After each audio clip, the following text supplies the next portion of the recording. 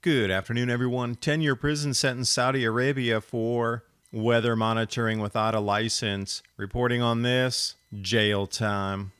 In the ancient city of Shibam in Yemen, mudscrapers in disrepair from heavy rains, floods, and conflict.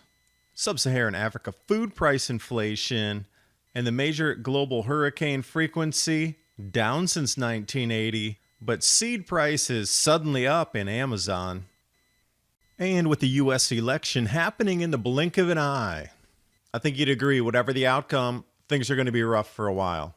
So if you're worried about your finances taking a hit, you should look at protecting your savings, especially your hard-earned retirement fund.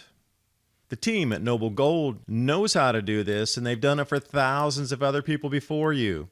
With every qualifying IRA or 401k rollover, Noble Gold is gifting a 10th ounce solid gold American Eagle proof coin.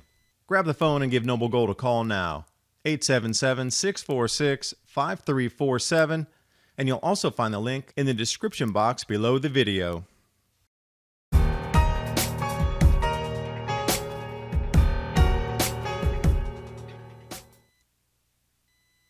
And with another tropical low depression swinging across the Gulf of Mexico, another named Storm.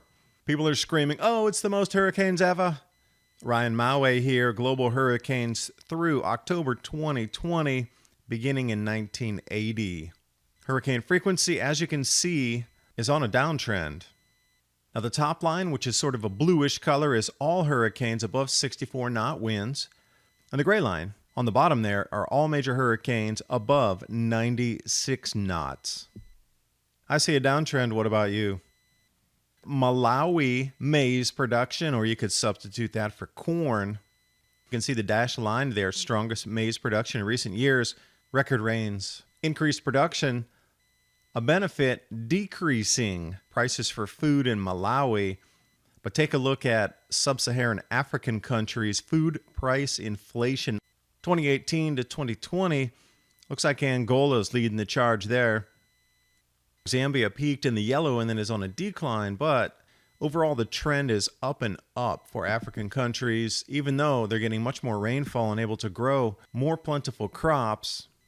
Maybe it's the middlemen in there still causing these price hikes that shouldn't be there with increased production like it was in Malawi. And what I find fascinating in the Middle East, subscriber of mine sent me this lead here. Thank you for pointing this out, because it was in Arabic. I never would have found it on my own. I translated this here.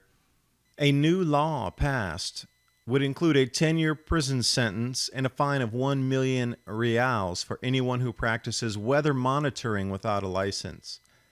This also includes reporting on the weather. Now, Saudi Arabia has been crushed with massive record-breaking rains again and again, early snows, incredible weather, dust storms that haven't been seen in hundreds of years. So reporting on something just like this, flooding deserts that are now turning into meadows and flowered fields, will literally get you in trouble. So I don't know what is being hidden there, because a spackling of articles from the Watchers News, severe flooding paralyzes, severe hailstorm, highly unusual spring snowfall, all in Saudi Arabia. These are now illegal for local citizens to report on. What's being hidden? What is so terrifying about citizens reporting on local weather has to be covered up. And when I was on Amazon, I was taking a look at seed prices to try to compare. I left my cart open on one of the non-GMO heirloom seed packs because I was curious what was inside there anyway. Get some ideas of what I could buy in the store if I wanted to assemble that same pack myself. And lo and behold, I came back and looked at it again, and it had jumped from $24.99 to $34.99, a $10 increase, and that was only less than a week. Interesting how the seed prices increased before my very eyes. Staying in the Middle East, Yemen's ancient city of Shibam. They call these mud scrapers because what you're looking at here is all made of clay and mud. Baffling such heights that they've risen to without collapse. The whole article about this, going back with Saudi Arabia, is the amount of massive flooding in Saudi Arabia, obviously since Yemen's right on the border. And because there's conflict going on there, these buildings have not been repaired.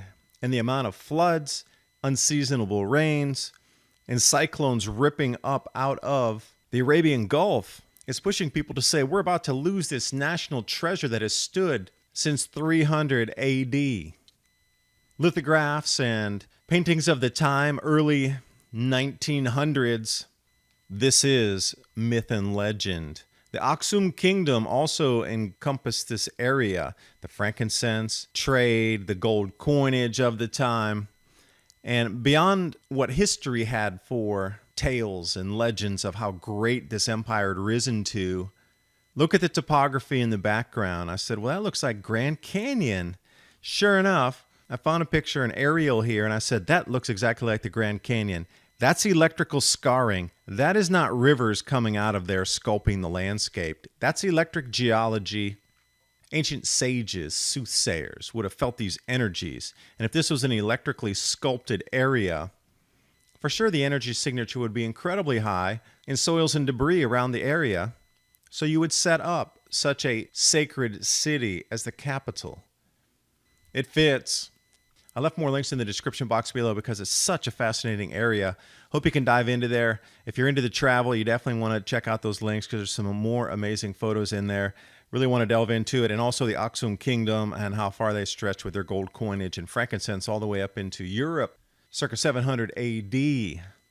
Hope you got something out of the video. You can see there's changes all around us happening so quickly.